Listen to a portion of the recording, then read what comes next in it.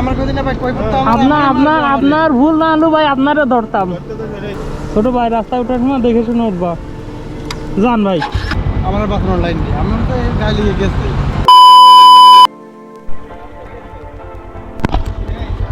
আমি তো মনে গেছে কেমন চালাও গাড়ি সাইকেল আসলে তো বাবারে বলবো ফোন দেবো।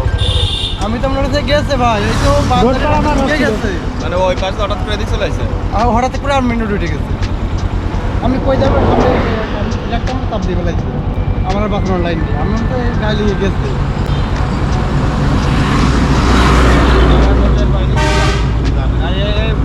এই রাস্তায় উঠবা দেখে শুনে উঠবা, একটা ক্ষতি এগলি তো ভাইয়ের ক্ষতি।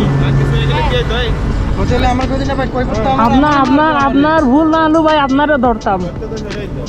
আপনার ভুল না আলু আপনারে ধরতাম। ছোট ভাই রাস্তায় ওঠার সময় দেখে শুনে উঠবা, জান ভাই। রাস্তায় ওঠার সময় দেখে শুনে না উঠলে ওই ভাইয়ের ক্ষতি না হলেও আমরা ওই ভাইরে ধরতাম।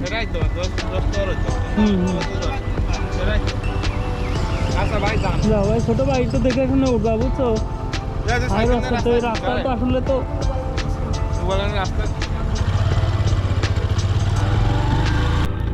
মূলত বিষয়টা হলো কি, আমাদের এই গোপালগ্রাম থেকে ছোট বাচ্চাটা হাই রোডে উঠছিল, আর ওই ভাই হচ্ছে মাগুরা থেকে যশোরের রোডে যাচ্ছিল। তখন বাচ্চাটা হুট করে রাস্তায় উঠে যায়, তখন আবার ওই গাড়িটাকে আবার আপনার ট্রাকে চাপ দেয়।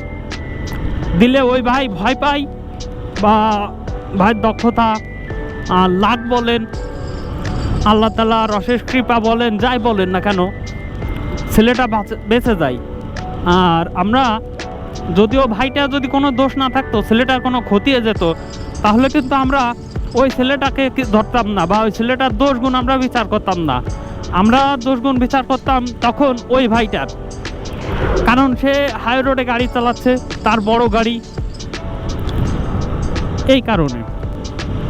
যাই হোক, আমাদের রাস্তায় চলাফেরা করার সময় বা রাস্তায় ওঠার সময় একটু দেখে শুনে ওঠা উচিত, কারণ তারা হাইওয়ে রাস্তাতে চালাচ্ছে, তো এমনি এই 80, 90, 70, 80 এরকম স্পিডে তারা অলওয়েজ চলে।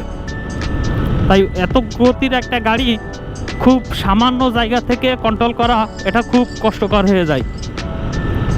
যদি আল্লাহ তাআলা সহায় না থাকে, তাহলে একটা বড় দুর্ঘটনা হয়ে গেলে এর দায়ভারটা পুরোটাই ভাই নিতে হতো, বা নিজের এসে দোষী মনে করতো, নিজের এসে ক্ষমা করতে পারতো না, মনে করতো যে যদি আরেকটু হলে বাঁচাতে পারতাম। আল্লাহ সেভ করার মালিক, শুধু আমাদের একটু দেখে শুনে চলা উচিত। আর আমাদের এই রাস্তাটা যে এত দ্রুত গাড়ি চলে বা এত স্পিডে চলে, মাঝে মাঝে দুর্ঘটনা হয়, বড় বড় দুর্ঘটনাই হয়। আপনার একটা গাড়িও পরিবহন বলেন বা এই পিক আপ, আপনার যেসব এই প্রাইভেট কার, মাইক্রো যা আছে, একটা গাড়িও কিন্তু আসলে স্লো স্পিডে চলে না। আর এই স্লো স্পিডে চলা গাড়িও না, এসব সবসময় 70, 80, 90 স্পিডে থাকে।